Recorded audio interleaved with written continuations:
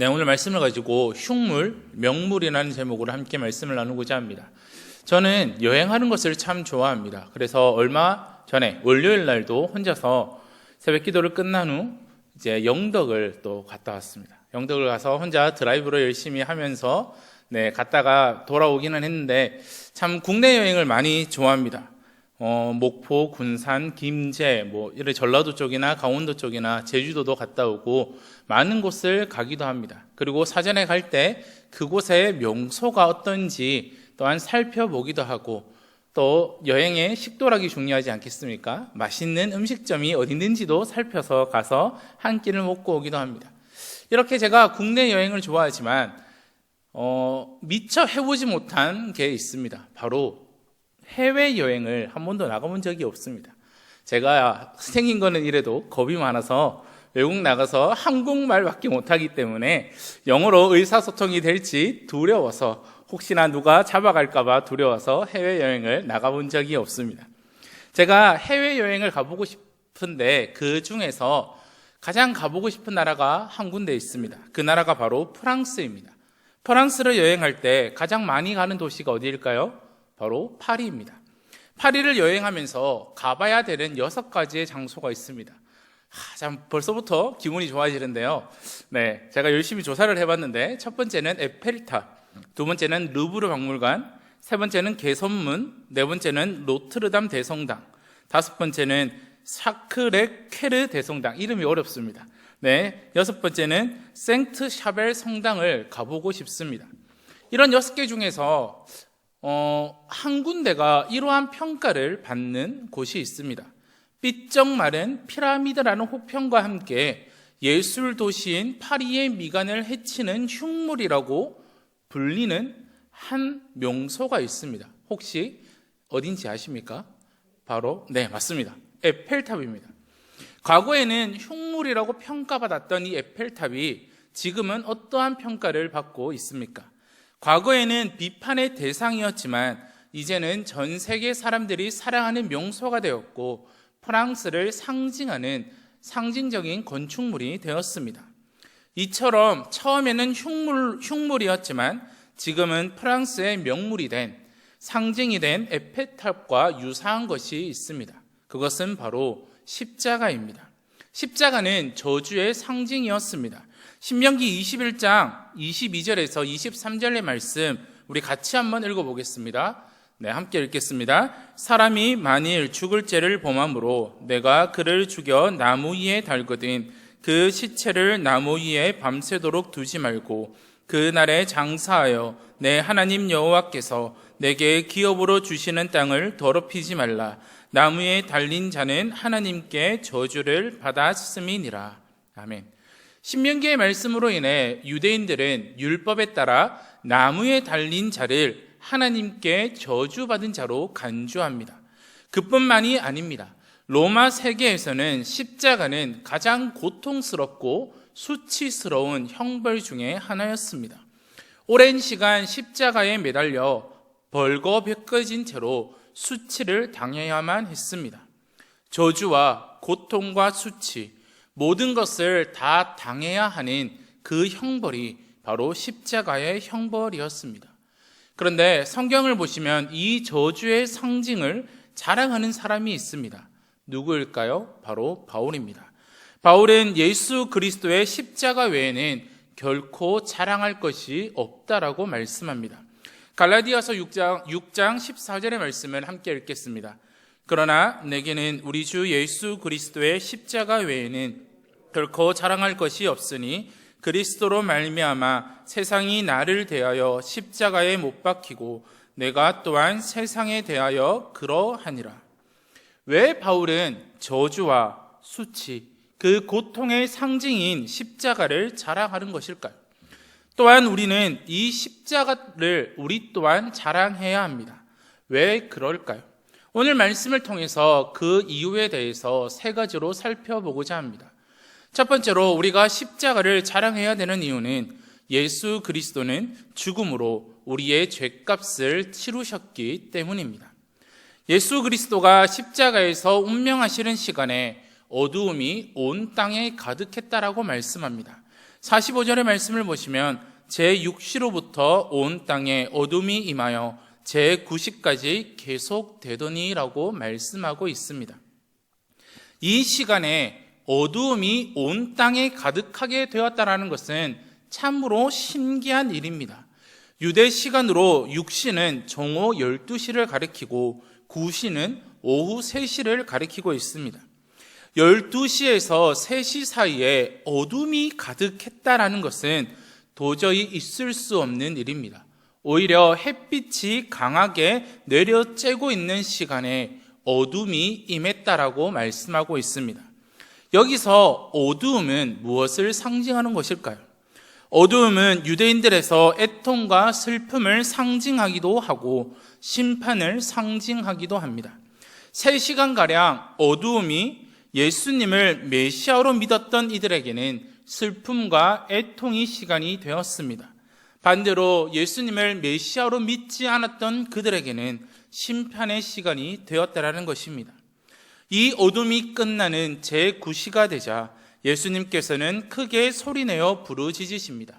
46절 말씀을 보시면 제9시쯤에 예수께서 크게 소리질러 이르시되 엘리 엘리 라마 사막다니 하시니 이는 곧 나의 하나님 나의 하나님 어찌하여 나를 버리셨나이까 하는 뜻이라 라고 말씀하십니다.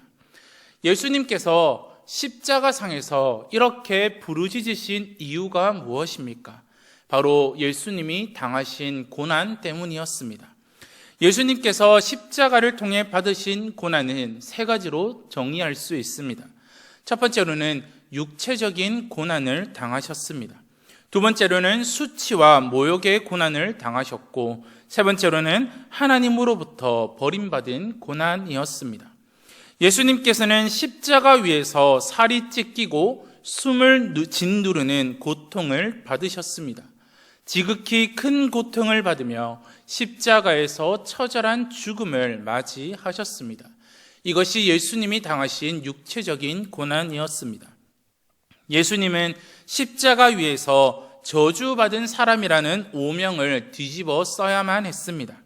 로마 제국에 저항한 역도라는 오명과 함께 사람들의 수치와 모욕을 당하게 되었습니다. 세 번째로는 십자가 상에서 하나님께서는 예수님과의 관계를 끊어버리셨습니다. 예수님은 늘 하나님과 교제하고 소통하는 사랑의 관계 안에 있었습니다. 예수님은 늘 하나님을 우리 아버지라 고백하며 무엇보다 친밀한 관계로 있으셨습니다. 히브리서 4장 15절의 말씀을 보시면 예수님은 우리의 연약함을 동정하시며 모든 시험을 겪으셨지만 죄가 없다라고 말씀하십니다. 4장 15절 함께 같이 읽어보겠습니다. 우리에게 있는 대제사장은 우리의 연약함을 동정하지 못하실 이가 아니요 모든 일에 우리와 똑같이 시험을 받으신 이로되 죄는 없으시니라. 성경에서 말하는 죄는 하나님과의 관계가 무너진 상태를 말합니다. 죄의 삭은 사망이라고 말씀하고 있습니다. 하나님께서는 죄인이 치루어야 할 그 죽음의 삭을 예수님께 짊어지게 하셨습니다. 예수님이 이 십자가상에서 가장 견디기 힘든 고난은 무엇이었을까요? 육체적인 고난이 아니었고 정서적인 고난이 아니었습니다. 바로 하나님과의 단절이 가장 큰 고통이고 고난이었습니다. 그렇기에 예수님은 그 고통 때문에 십자가상에서 부르짖었던 것입니다. 왜 예수님께서는 고난을 당하셔야만 했을까요? 바로 우리의 죄 때문입니다. 하나님은 우리의 죄를 그냥 두고만 보지 않으십니다. 하박국 1장 13절의 말씀을 보시면 이렇게 말씀합니다. 주께서는 눈이 정결하심으로 악을 참아보지 못하시며 패역을 참아보지 못하시거늘 어찌하여 거짓된 자들을 방관하시며 악인이 자기보다 의로운 사람들을 삼키는데도 잠잠하시나이까. 우리가 지은 죄 때문에 우리의 죄의 대가를 치르기 위해 예수님께서는 하나님의 형벌을 받으신 것입니다. 바울은 로마서 4장 25절에서 이렇게 말씀합니다. 예수는 우리가 범죄한 것 때문에 내줌이 되고 또한 우리를 의롭다 하시기 위하여 살아나셨느니라 라고 말씀합니다. 베드로는 베드로전서 2장 24절에서 이렇게 말씀하고 있습니다. 친히 나무에 달려 그 몸으로 우리 죄를 담당하셨으니 이는 우리로 죄에 대하여 죽고 의에 대하여 살게 하려 하심이라. 그가 채찍에 맞음으로 너희는 나음을 얻었나니 라고 말씀하고 있습니다. 예수님의 죽음과 부활은 우리가 죄에 대하여 죽고 의에 대하여 살 수 있게 해주는 길을 열어주었습니다. 예수님의 그 희생은 우리에게 죄의 용서뿐만이 아니라 새로운 삶을 살아갈 수 있는 힘을 제공해 주고 있다는 사실입니다. 이는 우리가 예수님의 십자가를 자랑하며 그분의 사랑과 구원의 메시지를 전파해야 되는 이유입니다. 사랑하는 성도 여러분, 우리의 삶에서 예수님의 사랑과 희생을 기억하고 그분을 따르는 것, 그리고 그것을 전하는 것이 우리가 받은 최고의 선물을 세상에 나누는 방법임을 기억하시기를 바랍니다. 우리가 명소를 자랑하듯이 우리의 그 십자가상에서 저주받은 그 십자가를 예수 그리스도의 희생으로, 그것이 저주가 아니라 이제 구원과 그 사랑을 상징하게 되는 그 십자가를 자랑하시는 저와 우리 성도님들이 되시기를 간절히 소원합니다. 두 번째로는 예수 그리스도의 죽으심으로 하나님과의 관계가 회복되었기에 우리는 예수님의 십자가를 자랑해야 됩니다. 예수 그리스도의 십자가 사건은 단순히 역사적인 사건을 넘어서 성도에게 있어서 깊은 의미를 지니고 있습니다. 예수님의 죽음과 부활은 하나님과 인간 사이의 관계를 새롭게 만들었고 우리가 하나님 앞으로 자유롭게 나아갈 수 있는 길을 열어주게 됩니다. 요한복음 19장 30절을 보시면 예수님께서 영원히 떠나가시기 전 다 이루었다라고 말씀하십니다. 십자가에서 예수님이 다 이루었다라고 말씀하신 그 순간은 우리의 죄를 대신하여 모든 것을 완성했다라는 선언을 하고 계시는 것입니다. 이로 인해 우리는 하나님 앞에서 죄인에서 의인으로 변화할 수 있게 되었고 그의 피를 통해 죄에서 해방되어 의로움을 얻을 수 있게 되었습니다. 예수님이 운명하신 후에 아주 놀라운 일이 일어나게 됩니다.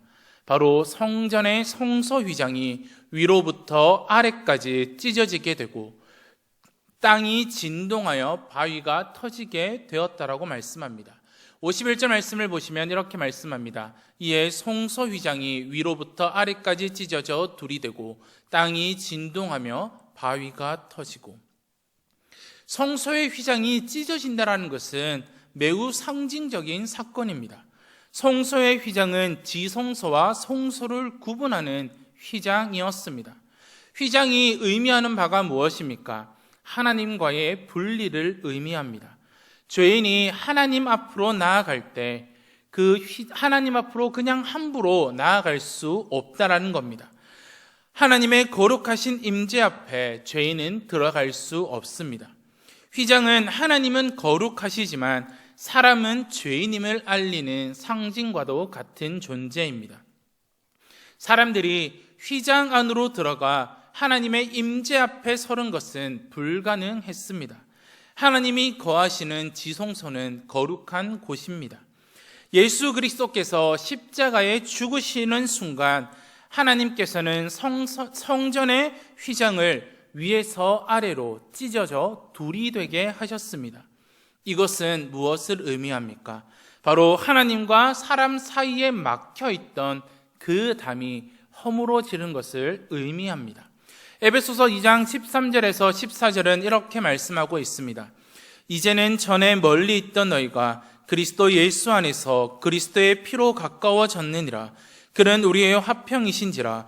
둘로 하나를 만드사 원수된 것 곧 중간에 막힌 담을 자기 육체로 하시고.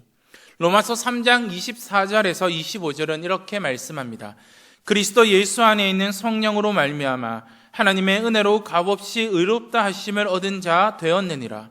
이 예수를 하나님이 그의 피로써 믿음으로 말미암는 화목제물로 세우셨으니 이는 하나님께서 길이 참으시는 중에 지은 죄를 관가하심으로 자기의 의로우심을 나타내려 하심이라. 예수님께서는 그 십자가에서 죽으심으로 화평의 제물이 되셔서 둘로 하나를 만드사 중간에 담을 하셨고, 예수 그리스도는 자신의 피로 우리를 하나님과 화목하게 하셨다라고 말씀합니다.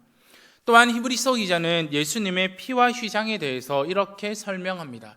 히브리서 10장 19절에서 20절 말씀 우리 다 같이 한번 읽어보도록 하겠습니다.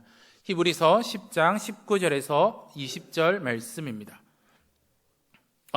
제가 그러면 읽어드리겠습니다. 그러므로 형제들아, 우리가 예수의 피를 힘입어 성소에 들어갈 담력을 얻었나니 그 길은 우리를 위하여 휘장 가운데로 열어놓으신 새로운 살 길이요, 휘장은 곧 그의 육체니라. 성소의 휘장이 찢어진 것은 성소의 휘장 너머, 즉 지성소에는 오직 대제사장만이 들어갈 수 있었지만 예수 그리스도의 희생으로 말미암아, 그의 죽으심으로 말미암아 모든 이가 이제 하나님 앞으로 나아갈 수 있게 됨을 상징하고 있습니다. 결국 예수 그리스도의 죽음과 부활은 우리가 하나님과의 관계를 완전히 회복할 수 있는 기회를 제공해 주었다라는 것입니다. 우리는 더 이상 죄로 인해 하나님과 분리되지 않으며 예수님의 보혈로 거룩하게 하나가 되었다라는 사실입니다. 우리가 하나님의 자녀로서 이제 하나님과의 그 친밀한 관계를 누릴 수 있게 되었다라는 것입니다. 우리가 지금 이 자리에 나와 하나님을 예배할 수 있는 이유도 예수 그리스도의 그 희생이 없이는 우리가 하나님 앞에 나올 수 없다라는 것입니다. 사랑하는 성도 여러분, 예수 그리스도께서 그 십자가의 죽으심으로 하나님 관계가 회복되었기에 우리를 하나님과 화목하게 하신 그 예수 그리스도의 십자가를 자랑하며 나아가야 된다라는 것입니다. 마지막으로 세 번째로 우리가 예수 그리스도의 십자가를 자랑해야 되는 이유가 무엇입니까? 예수 그리스도는 죽음으로써 우리에게 생명을 주셨기 때문입니다. 예수 그리스도께서 십자가에서 돌아가실 때 발생한 일들은 단순한 현상이 아니라 신앙의 깊은 의미를 지니고 있습니다. 어둠이 내리고 성소의 휘장이 찢어지고 땅이 진동하며 바위가 터지며 무덤이 열리는 이 모든 일은 예수님의 죽음과 부활이 단순한 역사적인 사실을 넘어서 인류 구원의 핵심임을 보여주는 사건입니다. 52절과 53절의 말씀을 보시면 무덤이 열리며 자던 성도의 몸이 많이 일어나되 예수의 부활 후에 그들이 무덤에서 나와서 거룩한 성에 들어가 많은 사람에게 보이니라. 무덤에서 부활한 성도들의 모습은 예수님의 부활이 모든 믿는 이들에게도 영원한 생명을 주어질 것을 상징하고 있는 것입니다. 그렇게 예수님은 요한복음 11장 25절에서 26절에서 이렇게 말씀하십니다. 우리 함께 읽겠습니다. 예수께서 이르시되 나는 부활이요 생명이니 나를 믿는 자는 죽어도 살겠고 무릇 살아서 나를 믿는 자는 영원히 죽지 아니하리니 이것을 내가 믿느냐. 예수님은 우리의 부활이고 생명이십니다. 그러므로 예수 그리스도를 믿는 자는 죽어도 살아나고 영원히 죽지 아니하는 영생을 얻게 될 것입니다. 고린도전서는 이렇게 말씀합니다. 고린도전서 15장 22절에서 23절의 말씀입니다. 아담 안에서 모든 사람이 죽은 것 같이 그리스도 안에서 모든 사람이 삶을 얻으리니 그러나 각각 자기 차례대로 되리니 먼저는 첫 열매인 그리스도요 다음에는 그가 강림하실 때에 그리스도에게 속한 자요. 고린도전서에서는 모든 믿는 이들이 부활을 가르치며 이는 아담 안에서 죽음과 그리스도 안에서의 생명을 대조적으로 보여주고 있습니다. 예수님은 첫 열매로서 부활하셨고 그리스도에게 속한 모든 자들은 그분이 다시 오실 때 그 부활의 영광에 참여하게 될 것임을 말씀해 주고 있습니다. 또한 십자가에서의 그 모든 사건을 목격한 로마의 백부장과 군인들의 반응이 중요합니다. 그들은 이방이었지만 그 모든 일들을 목격하고 예수님이 진정 하나님의 아들이심을 고백하고 있습니다. 우리 오늘 본문 54절의 말씀을 다 같이 한번 읽어보겠습니다. 백부장과 및 함께 예수를 지키던 자들이 지진과 그 일어난 일들을 보고 심히 두려워하여 이르되 이는 진실로 하나님의 아들이었도다 하더라. 이것이 의미하는 바가 무엇입니까? 이것이 상징하는 바가 무엇입니까? 이는 십자가의 사건이 유대인뿐만이 아니라 이방인에게도 구원의 길이 열렸음을 보여주고 있다라는 것입니다. 비록 그들은 이방인들이었지만 예수 그리스도께서 죽으시는 모습에서 일어난 이적과 예수님의 죽으심을 본 후에 예수가 진정 하나님의 아들이었다라고 고백하는 이 모습에서 그들이 바로 이방인이었지만 예수 그리스도의 죽음으로 그들이 구원을 얻게 되었음을 보여주고 있습니다. 그들은 이전에는 로마 황제를 신의 아들로 섬기며 그에게 충성했습니다. 그러나 이제는 십자가 앞에서 그들이 회심하게 되었습니다. 앞서 무덤에서 부활한 사람들은 유대인들이었습니다. 그러나 이제는 이방인이었던 백부장도 새 생명을 얻게 되었음을 우리는 알 수 있습니다. 이처럼 예수님의 죽음과 부활은 모든 인류에게 새 생명과 희망을 제공합니다. 우리는 이 사건을 통해 예수님을 믿는 믿음으로 새 생명을 얻게 되며 이는 우리가 가장 자랑해야 될 가장 큰 선물임을 잊지 마시기를 바랍니다. 예수님의 사랑과 희생을 기억하며 그분을 통해 우리에게 주어진 새 생명을 소중히 여기고 믿음으로 살아가야 된다는 것입니다. 사랑하는 성도 여러분, 한때는 흉물의 상징이었던 에펠탑이 지금은 프랑스의 상징이자 전 세계 사람들이 사랑하는 관광 명소가 되었습니다.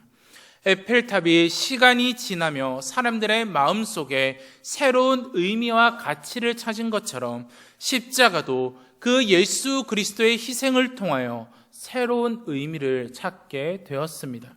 한때 저주의 상징이었던 십자가가 어떻게 하나님의 사랑과 구원의 상징으로 바뀌게 되었습니까? 예수님의 희생을 통해 새로운 의미를 찾게 되었습니다. 예수님께서는 바로 이 저주의 상징이었던 십자가에서 우리를 위하여 돌아가셨습니다. 이것으로 인해 우리의 죄값을 치르셨고 하나님과 화목하게 하셨으며 새 생명을 주었습니다. 예수님의 희생을 통해 십자가는 더 이상 저주의 상징이 아니라 구원과 사랑과 희망을 상징하는 그 상징으로 탈바꿈하게 되었다라는 것입니다. 이러한 십자가가 오늘날 우리에게 어떠한 의미로 다가오십니까? 어떠한 의미를 가지고 있는지 생각해 보신 적이 있습니까? 십자가는 이제 우리에게 구원의 기쁜 소식을 전하는 상징이 되었습니다. 예수님의 십자가 사랑을 통해 우리는 죄에서 해방되고 영원한 생명을 얻게 되었습니다. 우리가 이 십자가를 바라보고 이 십자가를 기억할 때 예수님께서 우리를 위해 겪으신 고통과 사랑을 기억하며 그 사랑에 보답하며 살아가는 우리 성도님들이 되시기를 바랍니다. 정말이지 하나님의 사랑과 구원의 역사 속에서 십자가는 더 이상 저주의 상징이 아니라 사랑과 희망, 구원의 상징으로 우리의 마음속에 깊이 새겨져야 할 것입니다. 예수님의 십자가를 늘 자랑하는 우리 성도님들이 되시기를 바랍니다.